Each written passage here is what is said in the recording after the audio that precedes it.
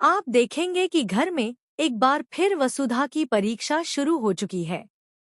इस बार मामला सिर्फ उसके आत्मसम्मान का नहीं, बल्कि पूरे परिवार के नाम और उस विरासत का है जिसे सालों से संभाल कर रखा गया है।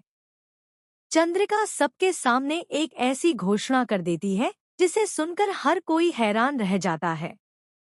वह साफ शब्दों में कहती है कि अगर वसुधा अगले 7 दिनों के भीतर अपने हाथों से बनाए गए अचार की 200 बोतलें बेचने में सफल नहीं हुई, तो रजवाड़ी झटका अचार का कारोबार हमेशा के लिए बंद कर दिया जाएगा।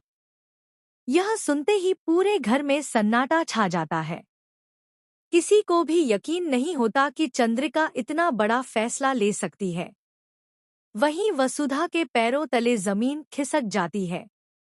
उसे समझ नहीं आता कि आखिर वह इतने कम समय में इतनी सारी बोतलें कैसे बेच पाएगी। लेकिन फिर भी वह हिम्मत नहीं हारती और भगवान का नाम लेकर अपनी कोशिश शुरू कर देती है। पहला दिन गुजर जाता है। वसुधा पूरे जोश और उम्मीद के साथ बाजार जाती है। उसे लगता है कि शायद लोग उसके अचार को पसंद करेंगे और खरीद लेंगे। लेकिन शाम तक एक भी बोतल नहीं बिकती। वह निराश होकर घर लौटती है। दूसरे दिन भी वही हाल होता है। तीसरे दिन भी कोई ग्राहक अचार खरीदने के लिए तैयार नहीं होता। अब वसुधा की चिंता बढ़ने लगती है। उसके चेहरे की मुस्कान गायब हो जाती है और आंखों में डर साफ दिखाई देने लगता है। उधर घर के कुछ लोग मन ही मन यही सोचने लगते हैं कि वसुधा यह चुनौती कभी पूरी नहीं कर पाएगी। कुछ लोग तो उसके असफल होने का इंतजार करने लगते हैं। लेकिन वसुधा हार मानने वालों में से नहीं है।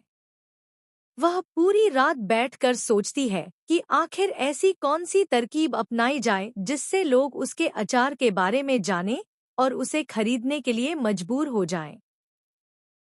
तभी उसके दिमाग में एक अनोखा विचार आता है। अगले दिन वह अचार बेचने नहीं, बल्कि अपने अचार की मांग पैदा करने निकल पड़ती है। वह अपने साथियों और जानने वालों को समझाती है कि वे अलग अलग दुकानों पर जाकर सिर्फ उसी अचार के बारे में पूछें। धीरे धीरे सभी लोग टीम बनाकर बाजार की अलग अलग दुकानों में पहुंच जाते हैं और एक ही सवाल पूछना शुरू कर देते हैं, क्या आपके पास रजवाड़ी झटका अचार है? शुरुआत में दुकानदार इस बात को नजरअंदाज करते हैं।